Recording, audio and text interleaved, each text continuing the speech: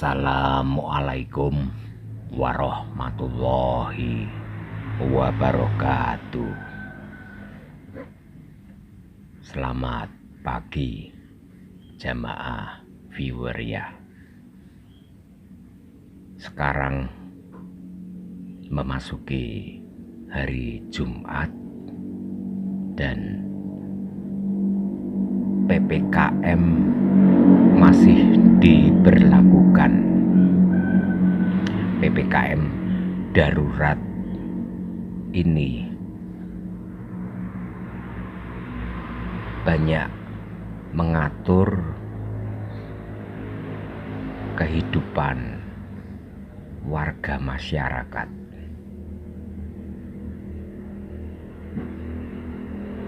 Kita berharap dari diberlakukannya aturan PPKM darurat ini akan memunculkan hal-hal yang positif di hari-hari ke depan. PPKM ini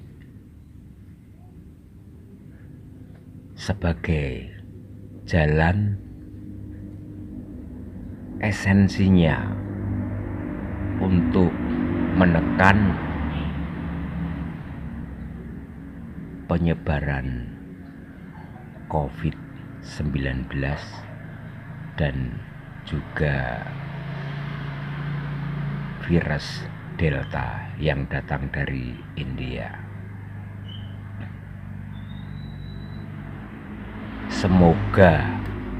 Semoga saja memang tanggal 20 lusa tren COVID-19 yang meningkat itu akan turun ke titik yang paling rendah.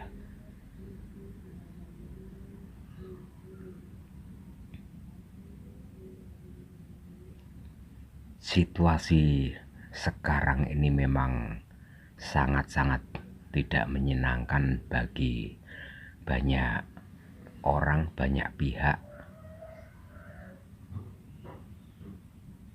Sedangkan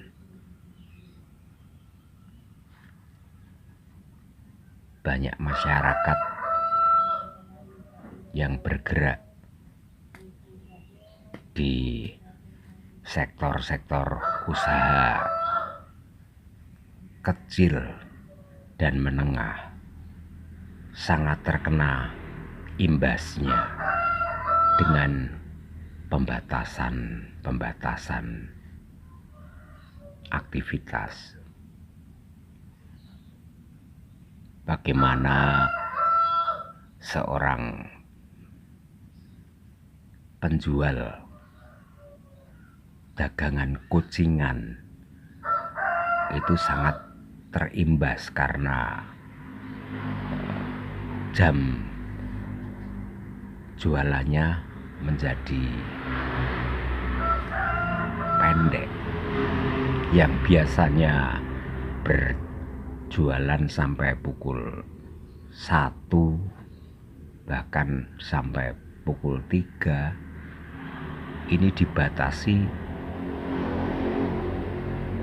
jualan sampai pukul 20.00 WIB. Jadi mereka yang jualan kulineran di pinggir-pinggir jalan seperti mie ayam, bakso, gorengan atau apalah yang tempat usaha kecil mereka di pinggir-pinggir jalan menjadi tidak maksimal dan hasil atau income-nya pun menjadi sangat menurun. Itu tentu saja bisa dimaklumi, dipahami karena waktu usahanya yang cukup pendek.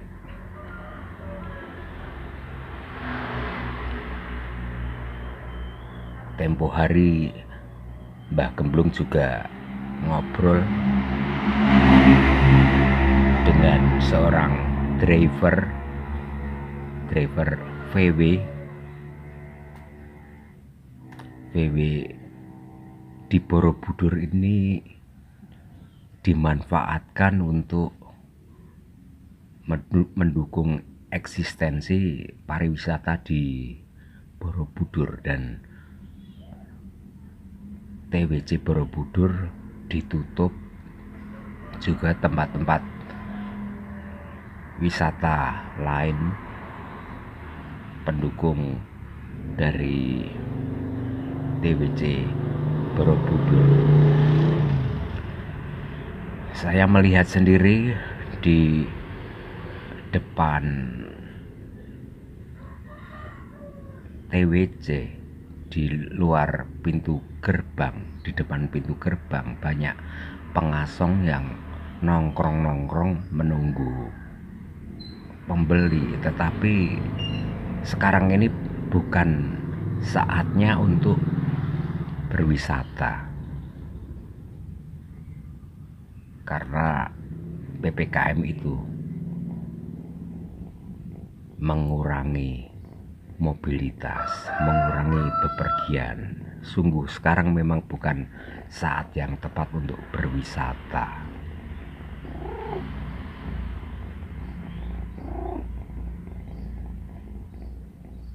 Ya, situasi karena pandemi ini memang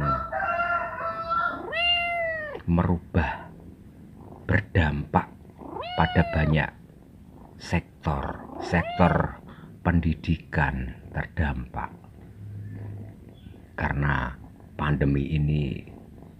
Proses belajar mengajar yang biasanya berlangsung tatap muka secara normal antara guru dan murid dan guru, interaksi di ruang-ruang kelas terpaksa harus dilakukan lewat pendaringan.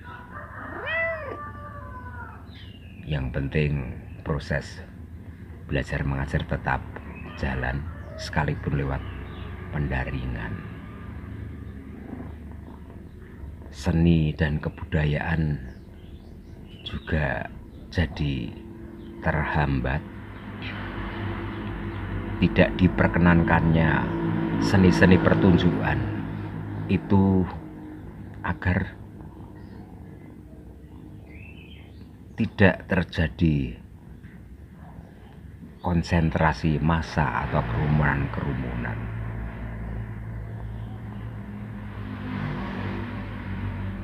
Jamaah viewer ya semuanya, saya membaca maklumat atau pengumuman bahwa seni dan olahraga untuk sementara dipending dulu. Ya, ini memang aturan itu untuk kebaikan, demi kebaikan untuk semuanya. Tetapi ya bertabrakan dengan kepentingan lain.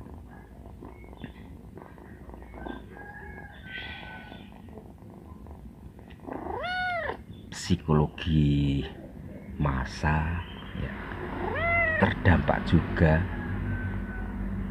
Sekarang ini orang banyak merasa was-was, khawatir jika keluar rumah karena adanya pandemi COVID-19.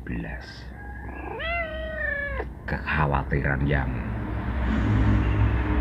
sangat beralasan, tetapi menyikapi pandemi COVID-19 ini kita tidak perlu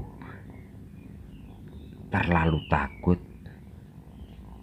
tidak perlu terlalu khawatir, tetapi kita juga harus selalu waspada.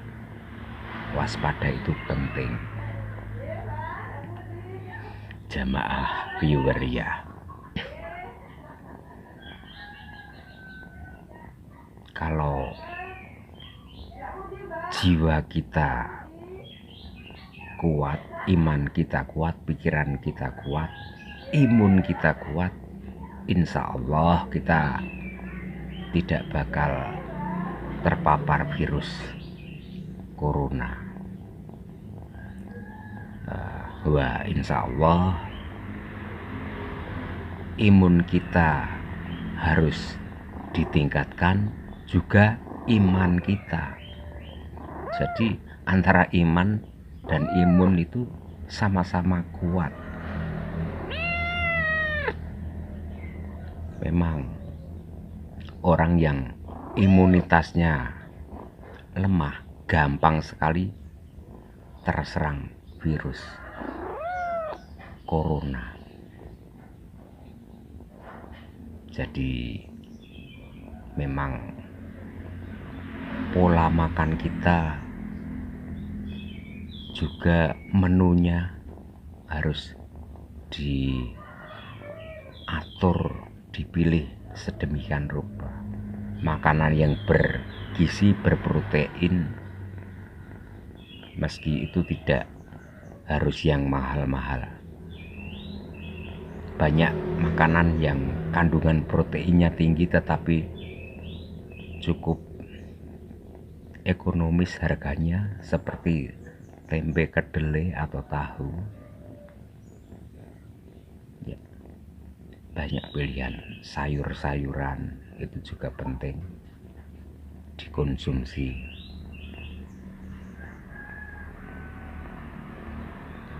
Saya sering melihat di luar ada seorang ibu mengajak anaknya, ibunya memakai masker tetapi anaknya tidak memakai masker. Seharusnya sebagai orang tua punya kesadaran untuk melindungi buah hatinya, melindungi anaknya. Kasihan kalau misalnya si ibu tidak terpapar virus corona tetapi anaknya terkena virus corona gara-gara tidak memakai masker keluar rumah. Nanti kalau si anak terkena COVID-19 ya akhirnya satu rumah akan terkena juga, akan tertular. Itulah makanya harus hati-hati. Kalau kita menjaga diri kita sendiri, ya, mengikuti prokes, itu artinya kita juga menjaga keluarga kita, menjaga tetangga-tetangga kita, karena kita ini kan makhluk sosial yang harus berinteraksi dengan tetangga. Jaga jarak itu menjadi sangat-sangat penting, dan bersalaman secara langsung, kontak fisik, berjabat tangan, cara yang bersentuhan itu sebaiknya ditangguhkan dan gantinya bersalaman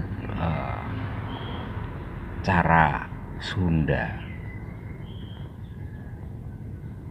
Bersalaman, tetap berjarak, tidak bersentuhan, dan tetap menghormati orang yang kita salami. Kenapa tren COVID-19 meningkat?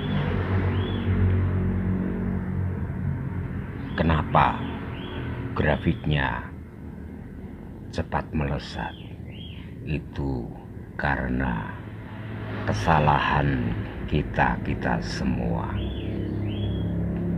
Soal kesadaran, soal kedisiplinan, soal kebiasaan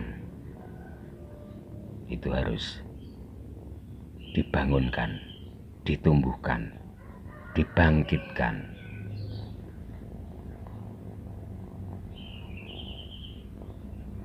Kalau kita tidak punya kesadaran untuk membiasakan mengenakan masker keluar rumah,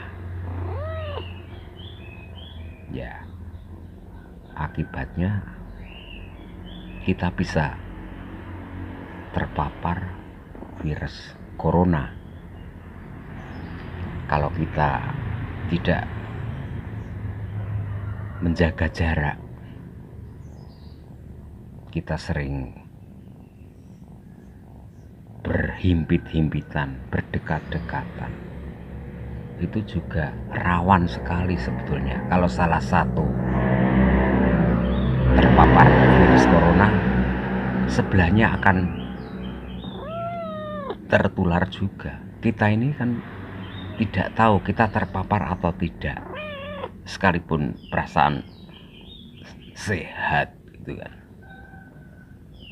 Nah, maka kita harus hati-hati ya, hindari kerumunan, terutama kalau kita habis bepergian langsung cuci muka. Maksud Mbak Gemblung, cuci tangan, cuci muka juga nggak apa-apa, itu lebih bagus juga. Cuci tangan dengan sabun. Sabun itu mengandung zat basa, punya sifat membunuh kuman. Biasakanlah cuci tangan sehabis dari mana saja. Sering-sering mencuci tangan, jaga jarak.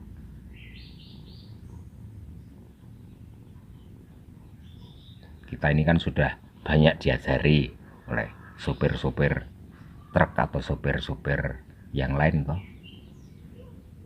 Di belakang mobil tertulis awas, jaga jarak.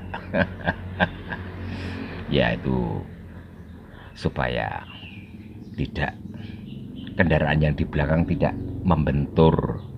Jika terjadi sesuatu mendadak direm yang depan, yang belakang tidak sempat ngerem, ya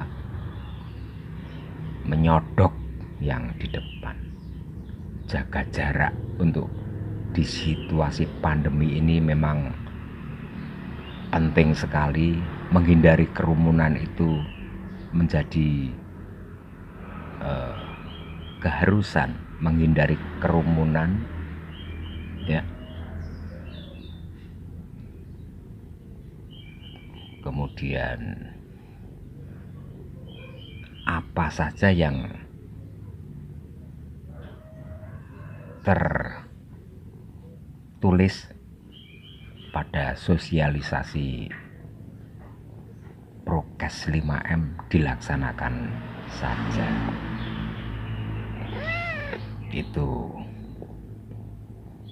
untuk memutus mata rantai penyebaran virus corona.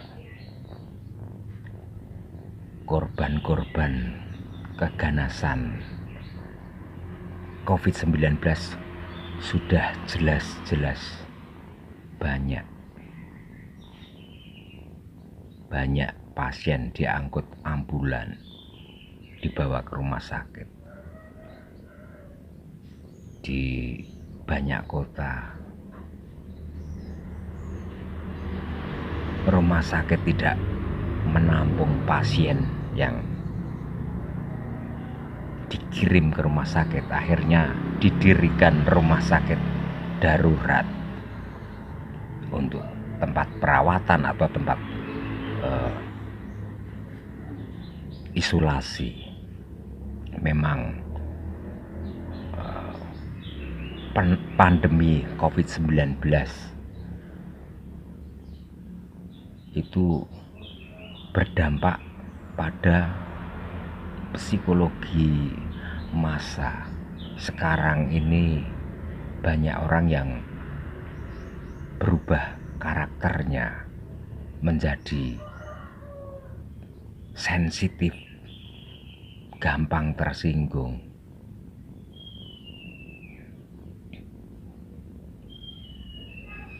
Jamaah Wiwariah yang dimuliakan Allah, insya Allah, saya Mbah Gemblung berharap di situasi pandemi ini kita harus meningkatkan rasa saling menghargai, rasa saling menghormati, rasa toleransi, meningkatkan solidaritas. Jangan gampang tersinggung, apalagi sabar. Orang sabar itu dicintai Allah. Jadi kita harus melatih diri kita untuk terus sabar, jadi orang yang sobirin, ya. Tetap bertakwa, tetap berdoa memohon kepada Allah agar kita jadi al-mu'minuna haqqoh, kekasihnya Gusti Allah. Jamaah Wiwariah, kesabaran, istiqomah, tawakal itu perlu dipupuk, dilatih dari hari ke hari supaya pribadi kita menjadi pribadi yang kuat. Soal pandemi COVID-19 ini akan bisa teratasi itu tergantung dari kita juga sebetulnya. Bagaimana kita menyikapinya, menyadarinya. Memang dibutuhkan kesadaran bersama di lingkungan kita, menumbuhkan kesadaran yang sama, ya. Intinya prokes 5M itu dilaksanakan, ya. Banyak petugas yang berkompeten, petugas gabungan sudah bekerja keras dari kalangan kepolisian, Polresta, dari Kodim, dari Koramil, dari LPBD, dari Puskesmas, PMI, pihak Damkar, Pol PP, pemerintah sekitar, pemerintah kecamatan, pemerintah desa atau kelurahan, itu sudah tidak henti-hentinya bersinergi, bekerja sama. Sampean sudah melakukan vaksinasi? Kalau belum, segera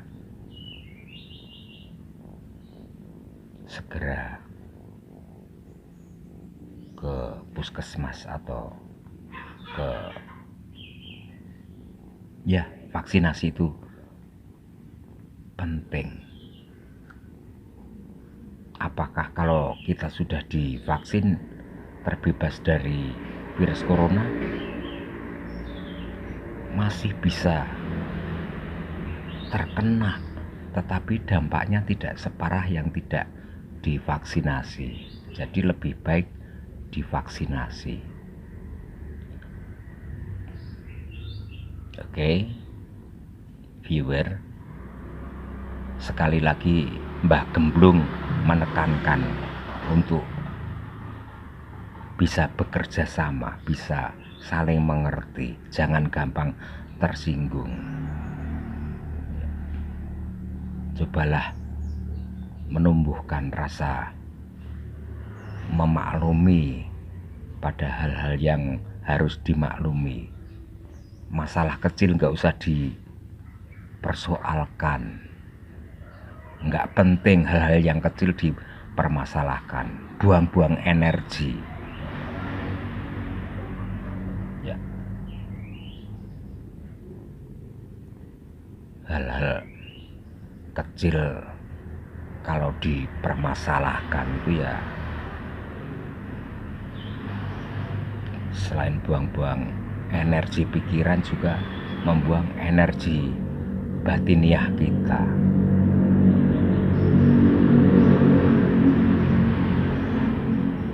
Hal-hal kecil yang menjadi prioritas itu yang harus disoal. Kalau hal-hal kecil yang tidak penting, remeh-temeh, yang tidak ada dampak anunya, ya nggak usah dipermasalahkan gitu. Memang kita ini kan punya sifat toleransi, ya dipakai toleransinya. Mbah Gemblung ini kalau di luar kan banyak mendokumentasikan peristiwa kehidupan di desa-desa, di kabupaten atau di kota. Dokumentasi peristiwa itu penting, dokumentasi video. Meski ada orang yang tidak suka apa yang Mbah Gemblung lakukan, tetapi ya saya tidak peduli, karena saya niatnya baik, niatnya ngibadah, niatnya ngamal lewat pembikinan atau pembuatan video-video. Belum tentu orang lain mendokumentasikan secara sistematis seperti Mbah Gemblung, karena Mbah Gemblung ini bekerja pakai sistem, tidak sembarangan.